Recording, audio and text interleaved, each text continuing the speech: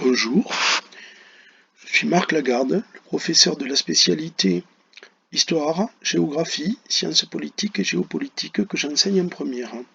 Je vais vous expliquer en quelques minutes ce qu'est cette spécialité en partant du cas de ce que vous avez sous les yeux, c'est-à-dire notre établissement, et vous amener, si possible, à comprendre pourquoi cet établissement scolaire a pu être créé dans un site aussi exceptionnel. Il est le plus haut lycée de France. Et dans quel contexte il a pu être créé notamment, et pourquoi cet endroit et pas ailleurs. Donc pour cela, nous allons activer chacune des approches de cette spécialité. Commençons d'abord par l'approche historique. Cet établissement scolaire a ouvert ses portes en 1967, il a accueilli ses premiers élèves et parmi eux les premières sections sportives de France. À l'époque, nous sommes en pleine Trente Glorieuses, période de croissance de richesse accélérée, et période de baby-boom, c'est-à-dire de multiplication des naissances et donc des jeunes enfants qui deviennent un peu plus grands et qu'il faut scolariser dans des écoles, puis des collèges, puis des lycées. Or, la Cerdagne manque d'un collège-lycée. Et donc, le gouvernement prend la décision de créer cet établissement à Font-Romeu. Oui, mais pourquoi à Font-Romeu? Pourquoi aussi haut? Après tout, il aurait pu le créer à Via, il aurait pu le créer à Sayagouz. Là, la clé nous est donnée à nouveau par l'histoire. En fait, avant le lycée Pierre de Coubertin, il y a eu le Centre national d'entraînement en altitude, qui coexiste encore aujourd'hui à côté du lycée. Ce Centre national d'entraînement en altitude a été créé pour accueillir des sportifs et les préparer aux Jeux olympiques d'été de Mexico de 68. Pourquoi le gouvernement a décidé de faire un tel investissement? Tout simplement parce que lors des Jeux olympiques précédents, Rome 1960, Tokyo 1964, la France a eu des résultats épouvantables. Une seule médaille d'or par exemple aux Jeux olympiques de Tokyo. Et le gouvernement mène une politique dite de grandeur, c'est le général de Gaulle qui est à l'époque le président de la République, et là la géopolitique nous fait comprendre un petit peu mieux cette chose-là, puisqu'en effet les Jeux olympiques sont tout sauf un événement seulement sportif. C'est un événement qui a aussi une dimension politique. Regardez aujourd'hui quelles sont les nations qui ont le plus de médailles. La Chine, les États-Unis. Et donc, il y a quelque part, le fait d'avoir des médailles est un témoignage, un symbole de la puissance d'un État à un moment donné, sur la scène internationale. Revenons maintenant à l'histoire. C'est bien joli de créer un centre national en altitude, mais tout cet argent dépensé, est-ce qu'après on va l'abandonner, si je puis dire, puisque les autres Jeux olympiques auront lieu à des altitudes plus faibles, et ça serait quand même dommage de faire un tel gaspillage. Donc le gouvernement ne veut pas gaspiller l'argent, il a donc décidé qu'à la suite du Centre national d'entraînement en altitude, il y aura un établissement scolaire qui prendra le relais, si je puis dire, en accueillant des élèves sportifs, d'où la création des premières sections sportives à Font-Romeu. Pour l'instant, nous avons activé la clé historique et géopolitique. Activons la clé géographique. Pourquoi créer l'établissement à Font-Romeu? Eh bien déjà, parce que le site a un ensoleillement tout à fait exceptionnel. C'est d'ailleurs pas un hasard si un four solaire est créé à Montlouis, et dans l'année qui suit l'ouverture du lycée de Font-Romeu, en 1968, le four solaire d'Odeillo ouvre ses portes. Et à Paris, on est bien conscient de cet avantage naturel dont jouit la Cerdagne, et notamment le site de Font-Romeu. Mais il y a une autre raison, et là il faut faire intervenir l'approche de la science politique. Quand on prend des décisions au niveau politique, économique, etc., souvent joue bien sûr la volonté d'un dirigeant, mais aussi ce qu'on appelle l'action des réseaux, c'est-à-dire tous les gens qu'il connaît, qui s'activent pour lui donner des informations, pour essayer d'orienter son choix. Et là, il se trouve qu'à l'époque, le maire de Font-Romeu a comme on dit aujourd'hui, le bras long. Donc il a des gens qui s'approchent des décideurs politiques au plus haut niveau. Il n'est pas le seul. Font-Romeu est bien connu depuis le XXe siècle, depuis le début du XXe siècle des hautes élites parisiennes, beaucoup mieux connu à l'époque qu'aujourd'hui, a une bonne réputation. Et c'est pour ça que finalement, quand il y a une compétition entre notamment Briançon et Font-Romeu, c'est le site de Font-Romeu qui est choisi à la fin. À travers cette étude de cas, je vous ai montré l'intérêt de manier ces 4 approches: historique, géographique, sciences politiques, géopolitique, et tout ce que ça peut vous donner pour comprendre, expliquer des situations un peu complexes. Ça, c'est une première raison de choisir cette spécialité. Une deuxième raison, bien sûr, c'est si vous poursuivez des études en liaison avec ces disciplines. Par exemple, si vous voulez faire des études d'histoire, de géographie, des études de journalisme, des études dans une école de commerce, mais aussi cette spécialité est recommandée, y compris pour des gens qui veulent choisir STAPS. J'espère que vous avoir éclairé sur ce qu'est cette spécialité, et je vous dis peut-être à l'an prochain. Au revoir.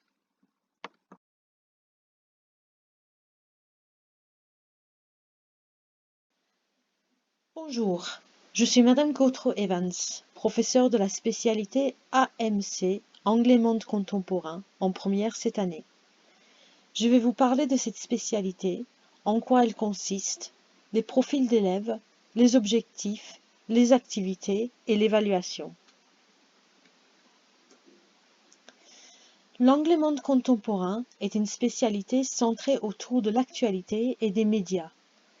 Il s'agit de comprendre et analyser les enjeux du monde anglophone contemporain: société, économie, politique, géopolitique, culture, sciences et techniques. Mais aussi pour se faire plaisir en s'immergeant dans la presse écrite et audiovisuelle, les publications scientifiques, la cartographie, les statistiques, les grands médias de divertissement. Les profils. Vous aimez l'anglais, vous avez l'esprit curieux et vous vous intéressez au monde qui vous entoure. Vous visez des études universitaires en sciences ou en droit, classe préparatoire scientifique ou économique, Sciences Po, école d'ingénieur ou de commerce. Ce n'est pas forcément ou uniquement une spécialité de littéraire qui entendent continuer des études dans les langues étrangères exclusivement. En fait, l'anglais comme outil de communication et l'esprit d'analyse que l'on travaille en classe sont essentiels dans de multiples filières. Les objectifs. Explorer et mettre en perspective la langue et les cultures des sociétés anglophones. Augmenter la compréhension du monde anglophone et son inscription dans le monde contemporain. Parvenir à une maîtrise assurée de la langue. Nous visons le niveau C1 en fin de terminale, c'est-à-dire utilisateur expérimenté niveau autonome. Doter les élèves de repères solides et structurels, historiques et culturels. Et préparer à la mobilité dans un espace européen et international. Comment atteindre ces objectifs? Par un travail sur la langue, particulièrement porté sur la communication orale, même si l'écrit reste un enjeu important, car il y a une épreuve écrite en classe de terminale. Développement de l'aisance dans la prise de parole par la pratique de situations diverses, débats, exposés, et l'étude de supports variés qui permettent de faire le lien avec les réalités et les problématiques contemporaines de l'ère anglophone. Discours, essais, articles de presse, publications scientifiques, photos, films, documentaires et œuvres musicales. Quel type d'activité pratique-t-on en AMC? Parler, prendre la parole de façon spontanée ou préparée devant les autres, prendre la parole sur un sujet d'actualité, défendre un point de vue sur une question de société. Écouter, comprendre des documents audiovisuels dans une langue authentique aux accents variés, aborder des questions culturelles, politique, social, économique ou scientifique. Écrire des lettres, un blog, l'écrit de la vie courante, un article, un discours, des synthèses, des traductions. Lire des textes de plus en plus longs appartenant aux différents genres, comprendre le sens explicite et implicite. L'examen. Il s'agit d'un examen oral de 20 minutes en fin de première autour d'un dossier préparé tout au long de l'année. Coefficient 5, niveau B2. En terminale, il y a un examen écrit et une épreuve orale, coefficient 16, niveau C1. Les perspectives et commentaires des élèves de cette année. D'après une petite enquête, les élèves ont choisi AMC pour les opportunités que la maîtrise de l'anglais peut apporter dans un futur métier, pour les voyages, pour leurs études, pour leur culture générale. En ce qui concerne leur ressenti, ils ont précisé que puisque tout est en anglais, le cours demande une certaine concentration permanente en classe, mais que cette pratique les aidait à progresser vite. On travaille souvent par groupe, ce qui permet des échanges et de l'entraide, vu comme un avantage pour beaucoup d'élèves. Enfin, n'hésitez pas à contacter un des professeurs d'anglais du lycée pour parler de l'AMC si vous avez des questions auxquelles je n'ai pas répondu.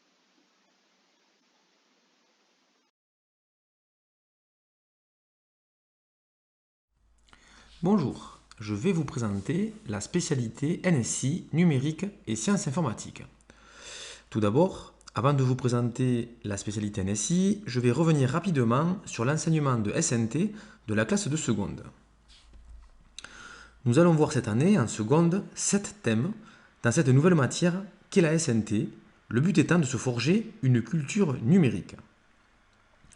On retrouve parmi ces thèmes Internet. Nous verrons comment fonctionne-t-il, quels sont ses avantages, quels sont ses dangers et ses limites. Le web, comment fonctionne-t-il, comment y effectuer des recherches. Les réseaux sociaux, comment fonctionnent-ils, quels sont leurs impacts sur la société. Les données numériques, comment sont traitées ces gigantesques quantités de données, comment sont-elles gérées. Nous verrons la géolocalisation, les cartes numériques, comment sont-elles construites, comment utiliser des données pour construire un itinéraire. Les objets connectés, comment fonctionnent les interfaces homme-machine, quels sont les impacts sociétaux de cette numérisation. Et enfin, la photographie numérique. Quels sont les impacts d'une diffusion facile et immédiate par Internet et quelle est la place de l'informatique dans la photographie aujourd'hui. Voilà pour ce qui est de la SNT. Maintenant, regardons de plus près la spécialité NSI. Pourquoi choisir la spécialité NSI et à qui s'adresse-t-elle? La transformation numérique va impacter tous les domaines de la société. Elle va obliger tous les citoyens à être en capacité d'évoluer avec aisance dans un monde dominé par les usages numériques. Choisir NSI, c'est choisir une orientation avec une compétence numérique forte, que ce soit pour l'appliquer dans un autre domaine, comme le cinéma, l'histoire, le service à la personne, etc., soit pour intégrer les entreprises ou les organisations qui développeront l'informatique de demain. Ainsi, cette spécialité est complémentaire à toutes les spécialités proposées au lycée, comme elle peut à elle seule définir un projet professionnel.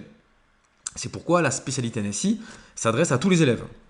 Ainsi, cette spécialité est clairement un plus, voire fortement recommandée pour poursuivre ensuite des études supérieures en informatique. Rappelons qu'une formation supérieure en informatique est un atout important pour trouver du travail. La demande est forte actuellement et beaucoup d'emplois sont non pourvus. Pour celles et ceux qui ne souhaitent pas continuer leurs études dans cette discipline, il est très probable qu'ils auront, au cours de leurs études, une formation à l'informatique à laquelle NSI les aura bien préparés. Et quelle que soit l'activité future, la capacité à interagir avec des informaticiens sera nécessaire. Et dans ce cas, une connaissance de leurs activités et de leur vocabulaire sera souhaitable afin de mieux exprimer les besoins et de comprendre les prestations qu'ils pourront proposer. Alors, avec quelle spécialité est-il pertinent de prendre NSI et faut-il être fort en maths pour réussir en NSI? Il faut distinguer deux cas. Le premier, celles et ceux qui n'ont pas de projet professionnel précis ou qui souhaitent acquérir une compétence forte en informatique sans en faire le centre de leur projet professionnel. Donc, il faut souligner que la maîtrise à haut niveau de l'outil informatique est une plus-value importante dans tous les domaines de connaissances ou de compétences. À titre d'exemple, on peut citer le projet Vega en égyptologie, qui a pour but de produire un outil informatique pour les traductions des hiéroglyphes.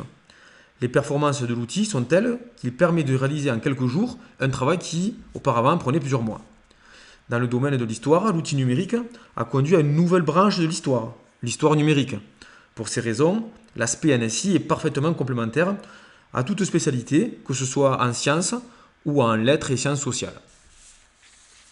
Deuxième point, pour celles et ceux qui veulent poursuivre en approfondissant l'informatique. L'aspect NSI est évidemment incontournable, mais un minimum de compétences en mathématiques est également nécessaire. Il est donc recommandé de prendre l'aspect mathématique en première et l'aspect mathématique ou l'option mathématique complémentaire en terminale. De quoi parle-t-on en NSI? Quel est le contenu des cours? Qu'étudie-t-on? Donc, l'enseignement de NSI est un nouvel enseignement de spécialité en classe de première et de terminale, de la voie générale du lycée. Son objectif est l'appropriation des concepts et méthodes scientifiques et techniques qui fondent l'informatique.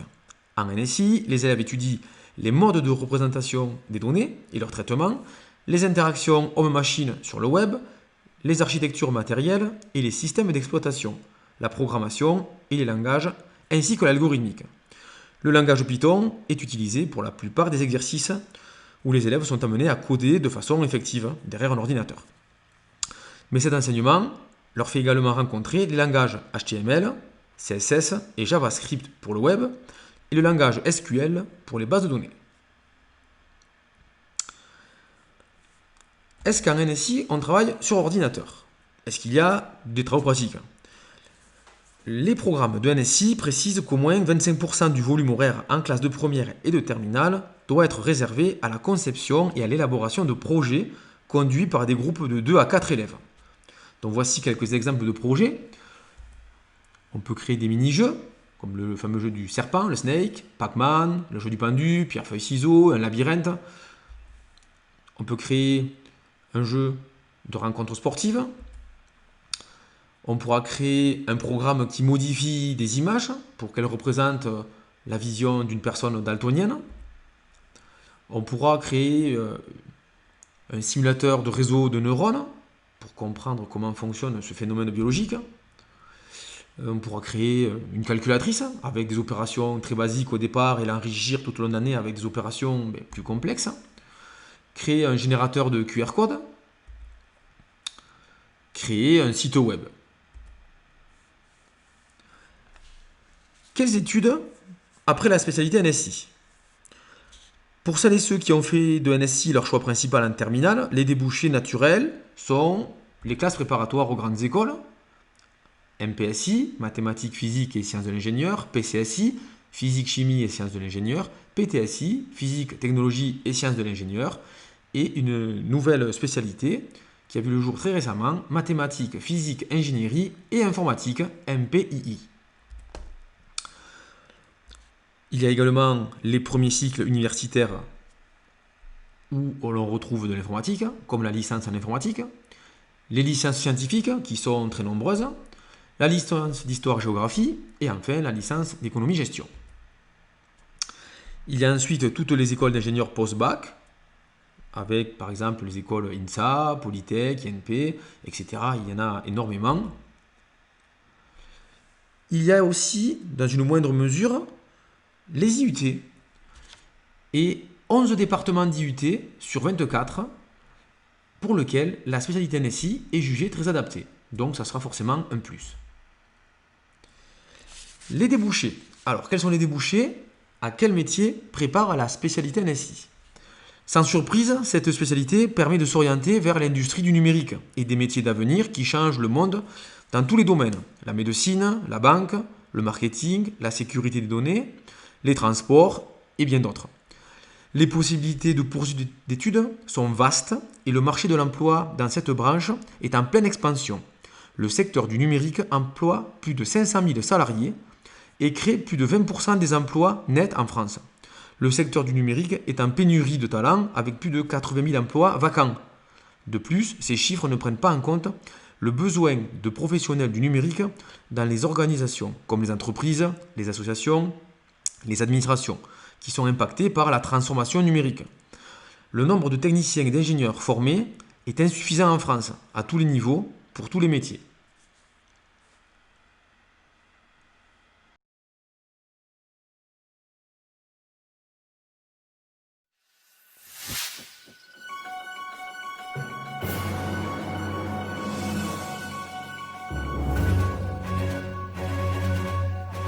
Bonsoir Sophie. Évidemment, on a besoin de votre éclairage. D'abord, qu'est-ce que le programme anti-crise de la BCE? Des jouets débarrassés des clichés garçons-filles, est-ce à l'ordre du jour dans les magasins? Il suffit de se promener dans les rayons pour se faire une idée. C'est pas la gauche, la France. C'est pas la droite, la France. Voter utile, c'est voter pour un avenir socialiste. La France, c'est tout à la fois. Les SES sont une discipline que vous avez découverte cette année au lycée. L'année prochaine, en première, vous devrez choisir 3 spécialités pour n'en garder que 2 en terminale. Devant ce choix d'orientation difficile, vous vous posez sans doute beaucoup de questions sur les disciplines qui vous sont proposées. Qu'est-ce que je vais y étudier? Suis-je fait pour cette spécialité? Et quel débouché m'offre-t-elle? Je vais vous aider à y répondre en vous présentant les sciences économiques et sociales. Pour commencer, les SES doivent vous aider à mieux comprendre le monde qui vous entoure. C'est en associant 3 disciplines des sciences sociales, l'économie, la sociologie et la science politique, que je vous propose d'y arriver. Au cours de ces 2 années, vous allez pouvoir approfondir votre culture générale et aiguiser votre esprit critique. Comment? Par des cours dialogués, en nous appuyant sur des textes, des statistiques et des théories des plus grands auteurs. Cette matière vivante vous plongera dans l'actualité et vous éclairera sur les débats qui vous entourent. Ceux de votre famille, de votre milieu social, ou ceux que les médias abordent chaque jour et que vous aimeriez approfondir. Car l'activité essentielle des SES, c'est d'argumenter, d'expliquer, de relativiser ses propres opinions en adoptant une démarche scientifique éloignée des idées reçues et des préjugés.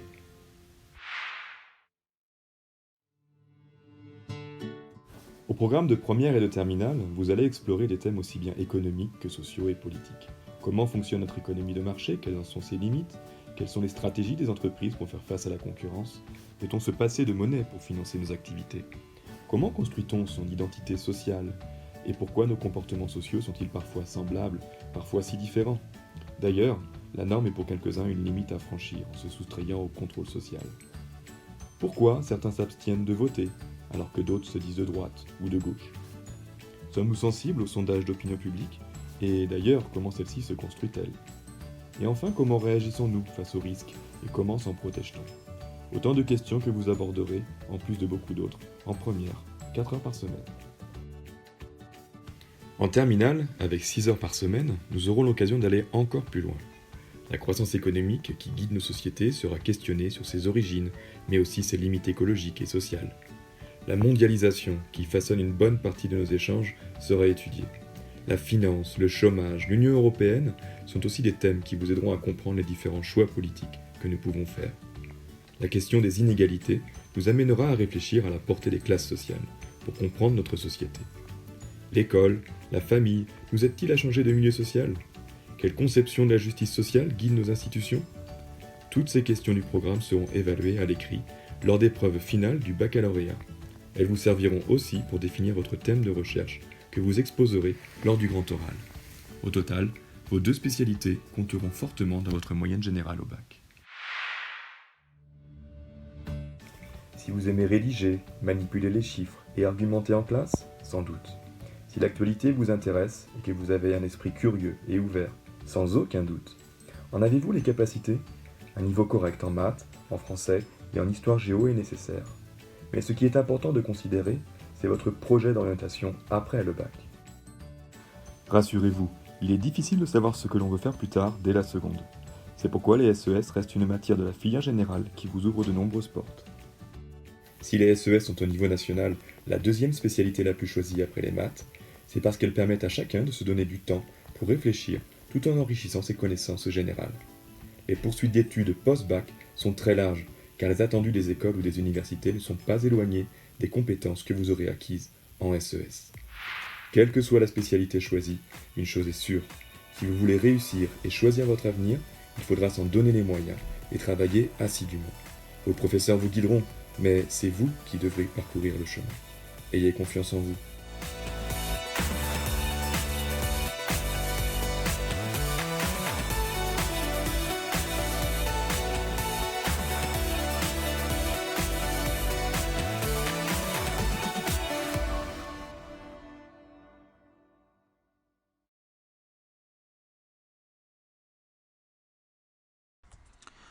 Bonjour, je vais vous présenter l'enseignement de spécialité physique-chimie.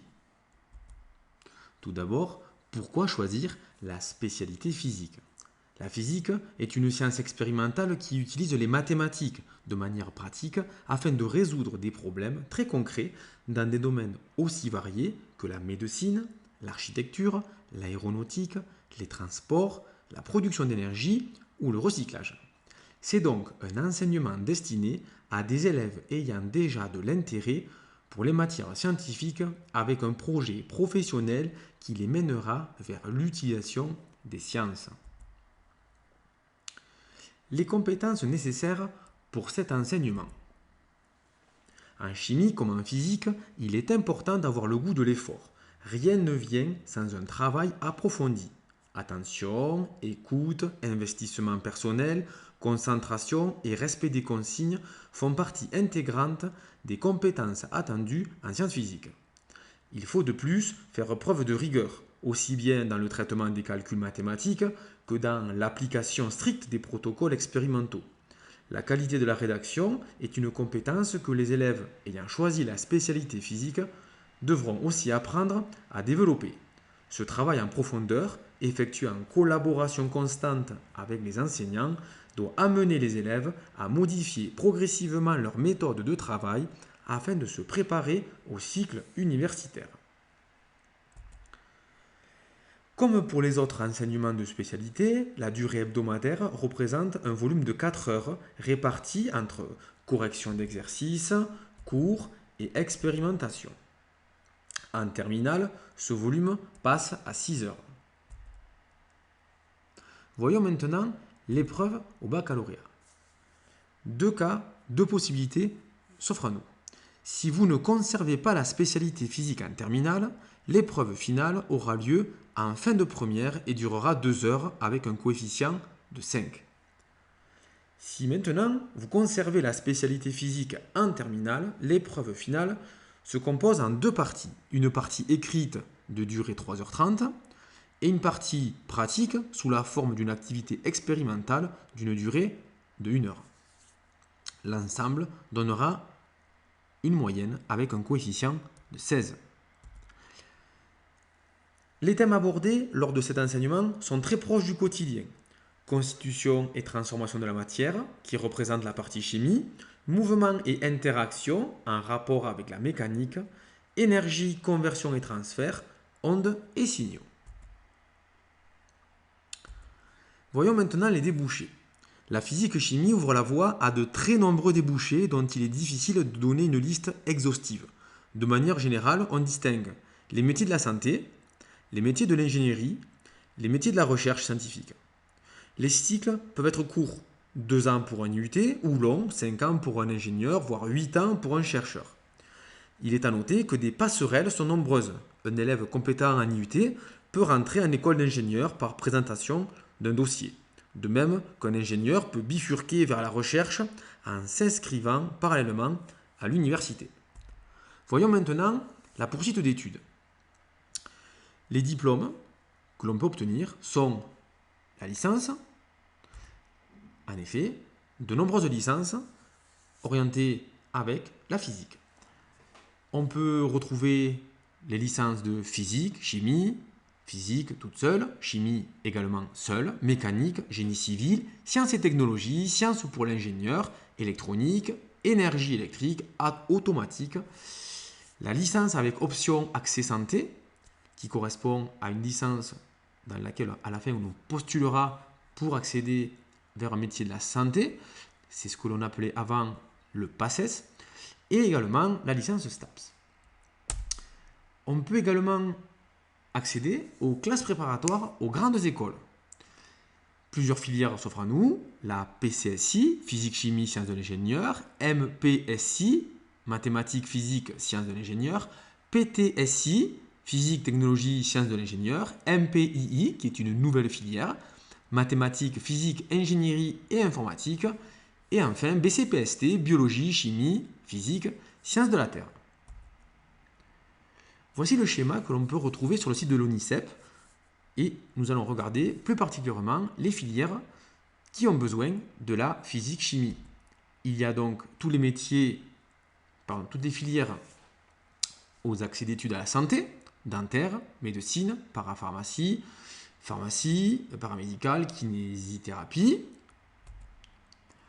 Il y a également les classes prépa qui débouchent vers une école d'ingénieur, vers les écoles normales supérieures, les ENS, ou l'école de vétérinaire. Et enfin, les grandes écoles post-bac qui sont accessibles juste après le bac, comme les écoles d'ingénieurs INSA. Les métiers, ils sont nombreux. En voici quelques-uns. Chercheurs, ingénieurs, avec différentes spécificités, en agronomie, en chimie, dans le médical, dans la biologie, dans les matériaux, dans le bâtiment, dans l'environnement, dans l'énergétique, dans l'électricité, l'électronique, les réseaux, les télécommunications, l'informatique. Bref, de nombreux diplômes s'offrent à vous. Géophysicien, enseignant, tous les métiers du médical et du paramédical, tous les métiers de l'aéronautique, comme pilote, océanologue et tous les métiers liés à l'eau, la mer et les océans.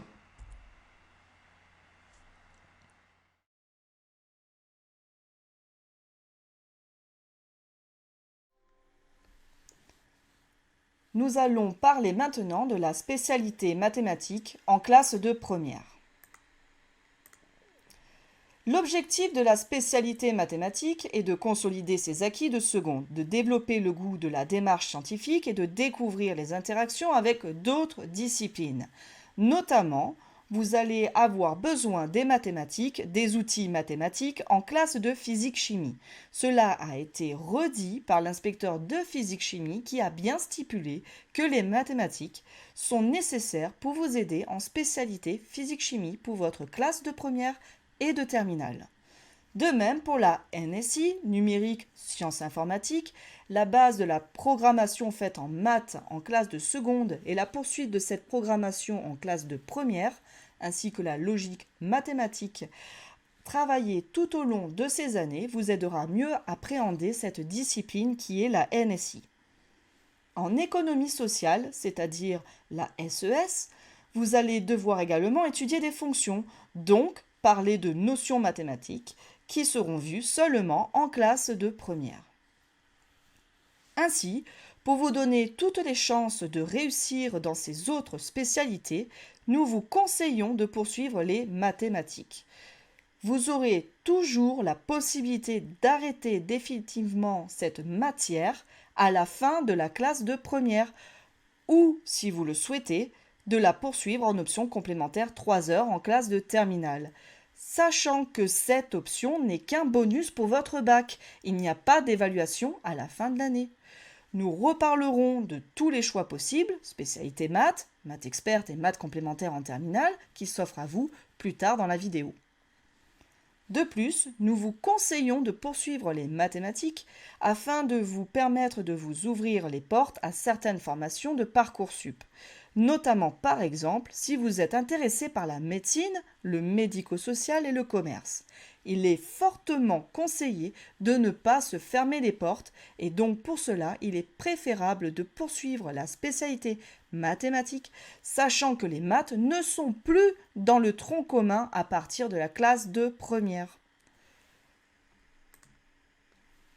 Les compétences à avoir dans cette discipline, ce sont les mêmes que vous travaillez depuis vos classes de collège. Chercher, expérimenter, modéliser, représenter, raisonner, calculer et communiquer. Il s'agit de vous faire réfléchir sous la forme de problèmes et d'avoir un raisonnement construit avec une démarche scientifique. Voici le programme en classe de première. Vous allez avoir de l'algèbre, de l'analyse, des probabilités, des statistiques et de la géométrie. On a besoin d'avoir une bonne base en classe de seconde. Si les bases ne sont pas suffisamment solides, comme par exemple en calcul littéral, et nous insistons fortement sur le calcul littéral à acquérir complètement en classe de seconde, vous prenez un grand risque d'être pénalisé pour comprendre certaines notions comme en algèbre ou en analyse en classe de première. La technique mathématique à acquérir en classe de seconde est indispensable. Donc donnez-vous toutes les chances de réussir en classe de première en vous exerçant dès maintenant en classe de seconde. Vous allez également poursuivre un travail sur la programmation avec le langage Python en lien et qui sera complémentaire avec la NSI. Vous allez parler d'histoire des sciences et travailler les raisonnements logiques par des démonstrations. Les maths de la seconde à la terminale. Voici l'organisation. En seconde, vous avez 4 heures de mathématiques. En première, vous allez avoir également 4 heures avec la spécialité maths si vous la choisissez. Attention, il faut bien comprendre que les mathématiques ne sont pas dans le tronc commun, donc si vous ne choisissez pas cette spécialité en classe de première, vous faites le choix de ne plus faire de maths à partir de la fin de votre année de seconde. Par contre, si vous choisissez cette spécialité, vous aurez toujours la possibilité de l'arrêter à la fin de votre année de première. Et vous aurez, dans ce cas, un contrôle continu à passer en fin d'année pour valider vos compétences. Vous avez également la possibilité de poursuivre cette discipline en terminale en choisissant l'option complémentaire 3 heures, dont les notions sont plus abordables. Cette option n'est qu'un bonus. Il n'y a pas d'examen à la fin de l'année de terminale. En poursuivant cette option, vous vous offrez la possibilité de poursuivre les mathématiques tout en gardant vos 2 autres spécialités. Dans le cas où les maths vous sont indispensables pour votre cursus, vous avez bien entendu la possibilité de poursuivre cet enseignement en spécialité maths 6 heures en classe de terminale, ou si vous souhaitez la renforcer, vous aurez la possibilité de faire maths 6 heures plus 3 heures de mathématiques expertes. Les maths expertes sont également une option, comme un bonus pour votre bac. Choisir la spécialité maths et ou maths experte, cela va vous amener vers un type d'études comme les classes préparatoires scientifiques. Dans le cas où vous poursuivez la spécialité mathématiques 6 heures, vous aurez le grand oral à passer à la fin de l'année de terminale. Pour qui est faite cette spécialité? On attend de la curiosité de la part de nos élèves, de la volonté de devenir un citoyen conscient et averti sur les données chiffrées, c'est-à-dire, par exemple, d'avoir du recul quand les mathématiques sont utilisées dans les médias. Avoir le goût, l'envie et la persévérance de chercher, même si la solution n'est pas toujours évidente ou demande beaucoup de temps pour la trouver. Être capable d'aller au-delà d'une certaine frustration quand on ne trouve pas. De plus, il est important d'avoir la capacité à travailler seul ou en équipe. Quelles possibilités ensuite? Vous avez la possibilité de poursuivre une filière scientifique, licence maths, physique, informatique, IUT, BTS, classe préparatoire. Vous avez les filières économiques et commerciales, filières de gestion administrative et comptable, filières liées à l'enseignement et la finance et les études de santé. Pour toutes ces filières, nous vous recommandons la spécialité maths. À titre indicatif, l'Université de Perpignan nous a préconisé de vous mentionner de choisir la spécialité maths pour vous donner toutes les chances de réussir dans certaines filières. Notamment, il est fortement recommandé de choisir la spé maths dans le cas où vous désirez faire une licence de sociologie, licence de géographie, licence de SVT, physique-chimie, maths et informatique. DUT gestion des entreprises, de logistique et de transport, génie biologique, industriel et maintenance, chimique, génie des procédés, statistique et informatique décisionnelle. Il est également suggéré de choisir cette spécialité, donc on a bien dit suggéré, pour une entrée en licence d'histoire, licence musicologie, licence de STAPS. Notamment, il est recommandé pour les futurs élèves de STAPS de choisir une spécialité scientifique au choix entre maths, physique et SVT, et une spécialité littéraire qui est fortement recommandée pour avoir et savoir argumenter et rédiger correctement. Licence de droit, la spécialité maths est simplement suggérée à titre indicatif, vous n'êtes pas obligé de la choisir. Licence AES, administration économie et sociale, licence économie et gestion, et enfin DUT carrière juridique. La présentation de cette vidéo est maintenant terminée. Si vous avez des questions, n'hésitez pas à vous renseigner auprès de vos enseignants de mathématiques et revenir vers eux si besoin.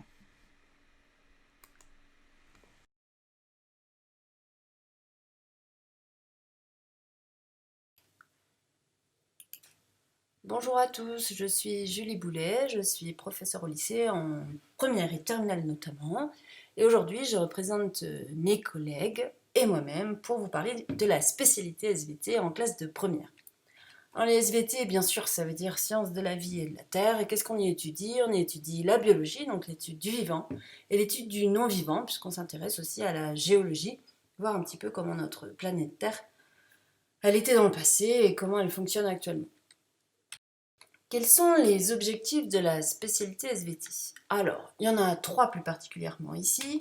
Ça va être d'une part d'acquérir une culture scientifique solide.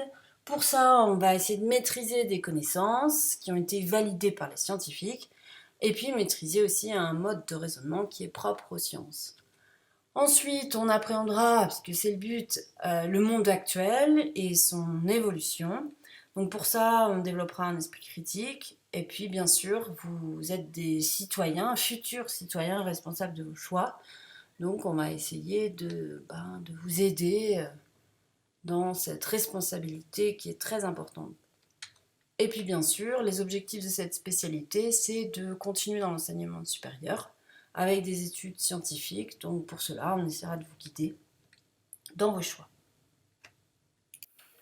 Alors, quelles sont les compétences développées dans la spécialité SVT?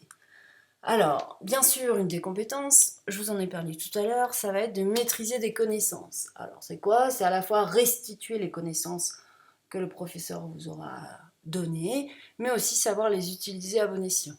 Ensuite, c'est pratiquer des démarches scientifiques. Vous allez concevoir des stratégies pour répondre à un problème. Il va falloir réaliser des expériences pour répondre à ce problème, puis interpréter des résultats et conclure. Vous, pour cela, vous mettrez en œuvre des protocoles, vous utiliserez des appareils d'observation comme le microscope et vous utiliserez pas mal d'outils informatiques avec certains logiciels vraiment typiques SVT. Vous pratiquerez des langages puisque vous réaliserez par exemple des tableaux, des graphiques, des schémas, des dessins d'observation, vous rédigerez des textes. Il faudra aussi bien organiser son travail. Vous travaillerez beaucoup en binôme, puisque vous serez souvent en travaux pratiques, et puis vous apprendrez aussi à adopter un comportement éthique responsable. Alors qu'est-ce que ça veut dire? C'est à la fois respecter des individus, des biens, respecter les règles de sécurité, mais c'est aussi savoir faire des choix de comportement vis-à-vis de quoi? Vis-à-vis de sa santé ou encore vis-à-vis de l'environnement. Je vous parlais d'outils et de supports. Voilà quelques images, photos qui ont été prises l'année dernière. Vous serez amené effectivement à faire beaucoup de travaux pratiques puisqu'on se verra 2 fois 2 heures par semaine. Et donc pendant ces 2 heures, vous serez beaucoup sur les ordinateurs ou vous utiliserez beaucoup, par exemple, comme c'est le cas là, les microscopes. Alors, quel est le programme en spécialité SVT dans cette classe de première? 3 grands thèmes. Un premier concernant la Terre, la vie et son évolution. 2 sous-parties. Une première où on s'intéresse à notre planète Terre et à ce qu'on appelle la dynamique. Je pense que vous avez déjà entendu parler de la tectonique des plaques. Voilà, l'objectif, c'est de s'intéresser à ces mouvements, cette dynamique, voir quelle est l'origine de ces mouvements, puis voir aussi quelles sont les conséquences à la surface de ces mouvements. Donc ça prendra en gros 5 chapitres. Ensuite, l'autre sous-thème sera long lui aussi, puisqu'il est constitué de 6 chapitres. Et on va s'intéresser, c'est la génétique, donc à la transmission, variation et à l'expression du patrimoine génétique. Donc pour cela, on reverra les chromosomes, on s'intéressera aux divisions cellulaires, on s'intéressera à l'expression du patrimoine génétique. Qu'est-ce que ça veut dire? C'est comment on va passer par exemple d'un gène à une protéine qui ont des rôles effectivement de ces protéines très importants au sein de nos cellules. Ensuite, un autre thème est celui des enjeux contemporains, donc seulement 2 chapitres, il n'est pas très long ce thème. On s'intéressera aux écosystèmes, à essayer de voir ce qu'est un écosystème, voir à quoi correspond l'équilibre dans un écosystème. Et puis on verra dans un deuxième chapitre comment l'homme utilise cet équilibre plutôt pour lui-même. Donc l'objectif c'est de voir comment est-ce qu'on peut essayer de préserver l'équilibre pour faire en sorte que ce soit durable dans le temps.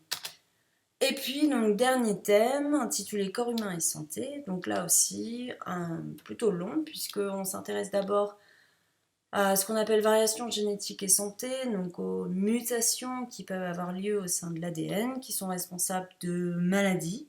Alors pas toujours, mais voilà, on verra dans le cas où c'est à l'origine de maladies dites génétiques. Et puis, on s'intéressera aussi au processus de cancérisation, par exemple, donc comment se met en place un cancer. On verra aussi que ces mutations, elles peuvent avoir un impact notamment sur les bactéries, et qu'en ayant un impact sur les bactéries, elles ont du coup un impact sur nous, puisque les bactéries sont responsables notamment de maladies. Et pour terminer, donc au sein de ce thème, on s'intéresse au fonctionnement du système immunitaire. Donc ça, c'est plutôt d'actualité, puisqu'effectivement, l'objectif sera de comprendre comment notre corps arrive à faire en sorte de lutter contre les bactéries ou autres virus, donc de manière un peu générale et puis de manière un peu plus spécifique. Tout à l'heure, je vous disais qu'un des objectifs de la spécialité SVT, c'est de vous préparer un petit peu à vos futures études, donc les études post-bac. Alors justement, mais quelle poursuite d'études on peut faire avec la spécialité SVT? Alors il y a différents domaines. Un des domaines, c'est par exemple l'alimentation et l'environnement. Un autre domaine, c'est la santé ou encore le social. Je vous parlerai aussi de la recherche ou encore du professorat. Et puis, dernier domaine, typiquement où la spécialité SVT est recommandée, c'est le domaine du sport. Alors, je vous disais, le domaine de l'alimentation et de l'environnement, par exemple, si vous voulez être vétérinaire, donc faire une classe préparatoire qu'on appelle BCPST, effectivement, sans la spécialité SVT, ça va être un petit peu compliqué. Si vous voulez être ingénieur agronome ou encore travailler dans l'agroalimentaire, la spécialité SVT est bien sûr recommandée pour faire ces classes prépa. Ensuite, si vous voulez faire une licence de sciences de la vie, de sciences de la terre ou encore en géographie aménagement du territoire, bien sûr que la spécialité SVT est recommandée. Ou encore, si vous voulez obtenir un diplôme, un DUT en génie biologie, donc avec différentes options qui vous sont proposées, qui sont marquées là, donc diététique, agroalimentaire et biologie, ou encore hygiène et sécurité environnement, ou l'option génie de l'environnement. Donc la spécialité SVT est recommandée. Et encore, vous avez aussi, si vous voulez faire un BTS diététique ou encore biotechnologie agricole, en SVT, vous aurez tout ce qu'il vous faut pour l'appréhender. Si vous voulez poursuivre vos études dans le domaine de la santé, est recommandé, alors cette fleur elle vous montre un petit peu les différentes spécialités recommandées en classe de terminale pour faire par exemple médecine ou encore pharmacie ou encore chirurgie dentaire, sage-femme ou kiné, c'est de faire les spécialités SVT et physique-chimie et de prendre maths complémentaires en terminale. Concernant le domaine de la santé et du social, les SVT sont recommandés si vous voulez faire un DUT carrière sanitaire et sociale ou encore génie biologie, si vous voulez faire un BTS paramédical et sanitaire ou encore même en licence de psychologie. Donc de même, si ce qui vous intéresse, ce sont les formations paramédicales, donc j'entends par là aide-soignant ou ostéo ou orthophoniste ou encore psychomotricien, etc., la spécialité SVT est recommandée. Enfin, donc dans le domaine du sport, si vous voulez aller en licence de sport, en STAPS, forcément que la spécialité SVT peut vous aider. Et puis, si vous voulez être comme moi, un professeur d'SVT, mais pas seulement, si vous voulez faire de la recherche ou si vous voulez être professeur à l'université, la spécialité est recommandée en passant par une licence de sciences de la vie, de sciences de la terre, ou encore en passant par une classe prépa, la classe prépa dont je vous ai parlé tout à l'heure, la BCPST. Et donc je voulais terminer en vous parlant de ce schéma qui paraît de loin un petit peu compliqué, mais qui essaie en fait de résumer un petit peu les études possibles avec cette fameuse spécialité SVT si vous la choisissez en classe de première. Donc vous savez que vous devrez choisir du coup 3 spécialités en première. Donc là par exemple, si vous prenez SVT et puis maths et physique-chimie, en classe de terminale, vous devrez n'en choisir que 2. Si effectivement vous gardez SVT et physique-chimie et que vous prenez en option maths complémentaire, c'est comme ça que vous pourrez par exemple avoir accès plus facilement, disons, aux études de santé ou encore aux STAPS. Mais aussi, si l'année prochaine vous décidez de choisir SVT avec anglais et philo et qu'après vous ne gardez que par exemple SVT et anglais, les portes elles s'ouvriront peut-être plus facilement pour faire une école de journalisme si vous désirez être journaliste scientifique par exemple. Voilà. C'était que quelques exemples, mais bien sûr, vous pourrez regarder avec les autres spécialités. J'espère avoir été assez claire et pas trop longue. Mais si jamais vous avez besoin, n'hésitez pas à venir nous voir. On vous expliquera un peu plus en détail tout ça. Merci beaucoup, et puis à bientôt peut-être.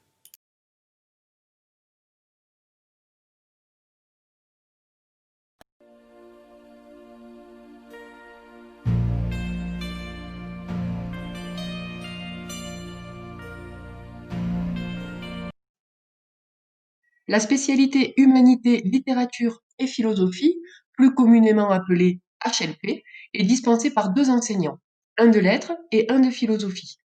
Ils travaillent conjointement pour élaborer une progression commune et des devoirs communs.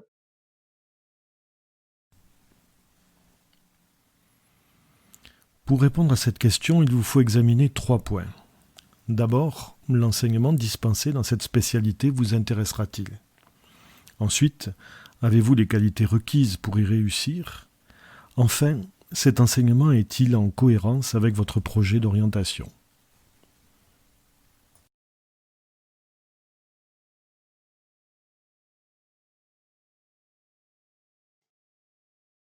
Pour savoir si cette spécialité vous intéressera, ôtons d'abord un petit préjugé. La spécialité n'est pas un cours de français en plus. On ne vous fera pas faire des dissertations, ni des commentaires, et vous n'aurez pas à lire d'œuvres intégrales. Pour mieux comprendre, voici quelques exemples de questions que l'on aborde dans notre enseignement. Le discours scientifique est-il le seul valable pour décrire le monde ? Qu'apporte l'éloquence aux hommes ? Comment en vient-on à considérer l'autre comme un sauvage ? La littérature a-t-elle pour mission de prêter une voix à celles et ceux qui n'en ont pas ? Vous le voyez, il s'agit de questions à la fois philosophiques et littéraires.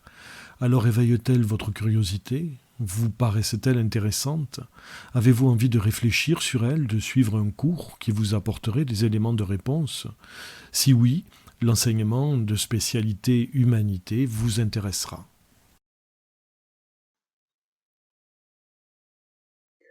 On attend de vous que vous aimiez vous poser des questions, que vous soyez curieux, que vous aimiez débattre, réfléchir sur le monde dans lequel vous vivez et que vous soyez capable de formuler votre pensée sous la forme d'un essai, c'est-à-dire d'un court texte qui, comme son nom l'indique, est une tentative pour exposer sa pensée en une feuille ou 2. Passons maintenant à la deuxième question que vous devez examiner. Quelle qualité faut-il avoir pour réussir ? La première qualité est être capable de lire et aimer lire.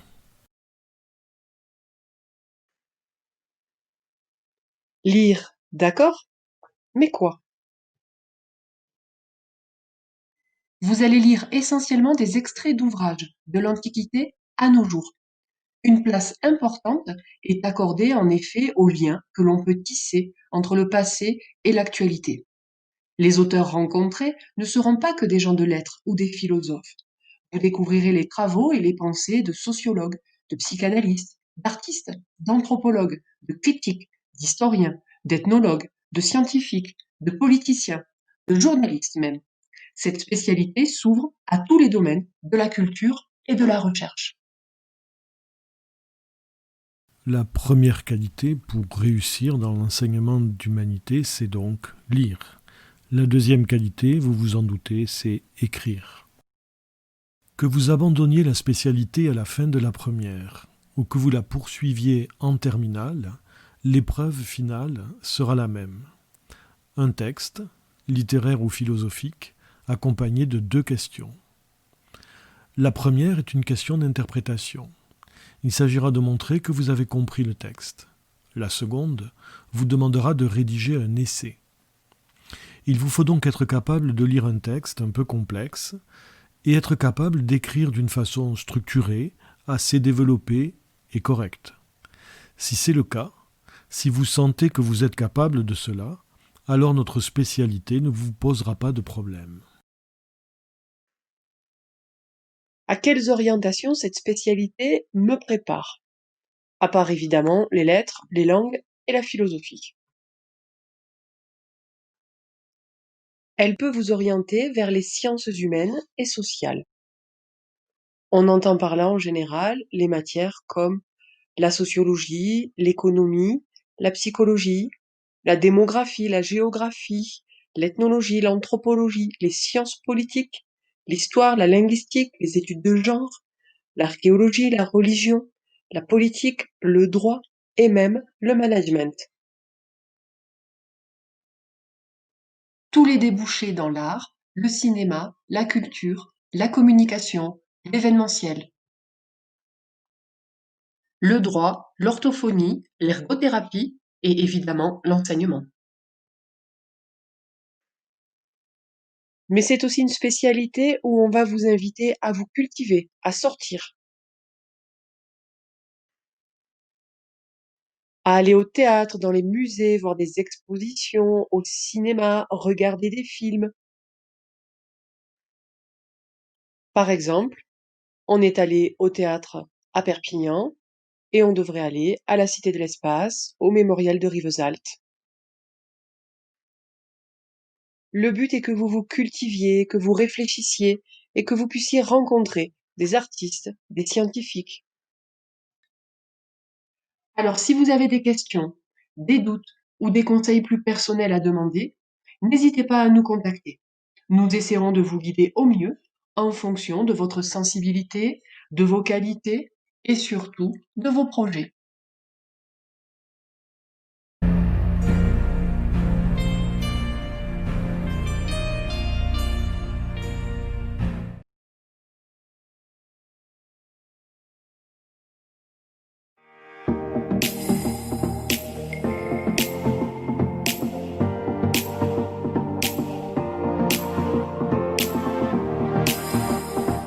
Bon dia a tothom, buenos días à todos.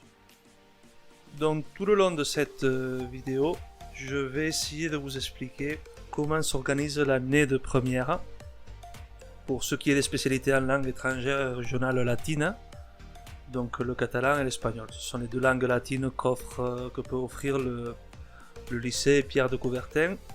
Et aussi on va voir les avantages de choisir l'une de ces 2 spécialités.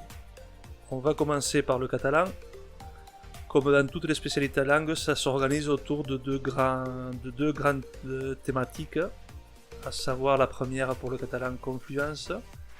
Et pour cette thématique, on va choisir un maximum de 2 axes d'études. Nous pouvons choisir entre présence de l'Antiquité, la splendeur médiévale, la veine populaire ou la Renaissance, un romantisme. Donc nous avons une deuxième thématique et le choix aussi entre 3 axes.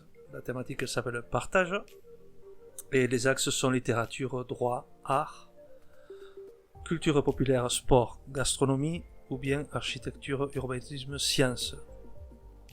Toutes ces thématiques et ces axes seront étudiés à travers des films, des textes littéraires, non littéraires, des articles, des documents iconographiques comme des tableaux.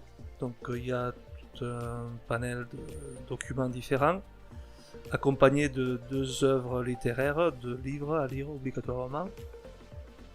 Et tout ça pour la classe de première. Passons maintenant à voir l'espagnol, ça ne change pas trop par rapport au catalan, puisqu'il y a 2 thématiques aussi. La première étant circulation des hommes, circulation des idées. Et on va travailler cette thématique autour de 3 axes d'études: voyage, exil, échange et transmission, mémoire, écrire l'histoire, écrire sur une histoire. La deuxième thématique est diversité du monde hispanique.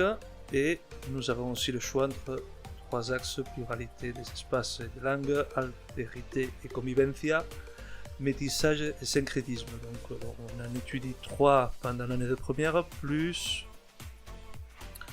2 œuvres littéraires, 2 livres à lire pendant cette année de première. Il faut dire que selon le nombre d'intéressés pour une matière ou pour une autre, le lycée va faire un choix. Donc on ne peut pas proposer le catalan et l'espagnol. Faudra donc choisir l'une de ces 2 spécialités. Nous avons 4 heures de cours par semaine.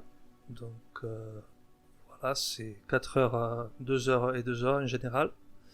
Et le niveau visé en fin de première est le niveau B2. Pour ceux qui souhaiteraient abandonner la spécialité en fin de première, je vous rappelle que vous prenez 3 spécialités en première et que vous en gardez 2 pour la terminale. Ceux qui abandonneraient une spécialité langue vont passer à la fin de l'année de première un oral sur les points vus, ils vont devoir présenter un dossier sur les points vus tout au long de l'année de première. Passons maintenant à voir quels sont les avantages, pourquoi est-ce que c'est bien de choisir une spécialité en langue. Tout d'abord parce que ça nous facilite l'obtention de diplômes officiels tels que le DELE pour l'espagnol ou le certificat qu'octroie la Generalitat de Catalunya, certificat aussi officiel. Mais aussi, en ayant ces diplômes, nous obtenons des points pour si jamais nous voulons poursuivre nos études dans des écoles où il y a des places limitées. Le fait d'avoir des diplômes tels que le certificat catalan ou le DELE nous donne des points et nous avons plus de chances d'obtenir une place la plus convoitée pour une école. Pour ces écoles, on a des points supplémentaires, mais pour les facultés, étant donné qu'on a un bon niveau en langue, on peut aller poursuivre nos études de l'autre côté de la frontière. Je vous rappelle qu'il y a beaucoup d'élèves qui font des années d'études en Espagne, aussi en Catalogne, donc le niveau de langue est important pour suivre des études, par exemple de droit bilingue, où on passe une année à Toulouse par exemple, une autre année à Madrid. Donc on peut aussi faire le choix de poursuivre nos études dans des facultés qui sont assez près de nous, la Universitat de Vic par exemple, où on peut faire des études, pas de langue forcément, mais faire podologie, faire kinésithérapeute ou encore carrière dans l'infirmerie. On a aussi la possibilité de faire nos études à l'Andorre, il y a aussi une faculté là-bas. Nous ne parlons pas des facultés qu'il y a à Barcelone, qui sont assez importantes, l'Universitat de Girona également qui est assez près de nous. Et celle qui est le plus près de nous, c'est celle du STAPS, et on peut choisir espagnol comme langue, on peut choisir l'anglais ou l'espagnol comme comme langue étrangère. Finalement, l'obtention d'un diplôme, savoir parler une langue, savoir l'écrire, nous donne des facilités, notamment pour remplir notre CV, ça enrichit notre CV et ça nous ouvre toute une série d'avantages pour des métiers où il y a de la relation avec les personnes, notamment en Cerdagne, où nous savons qu'il y a beaucoup de touristes qui proviennent de Barcelone. Donc, pour des métiers où on est en contact avec les personnes, où il faut parler, c'est assez intéressant de pouvoir dominer l'une de ces langues. Merci beaucoup. Muchas gracias.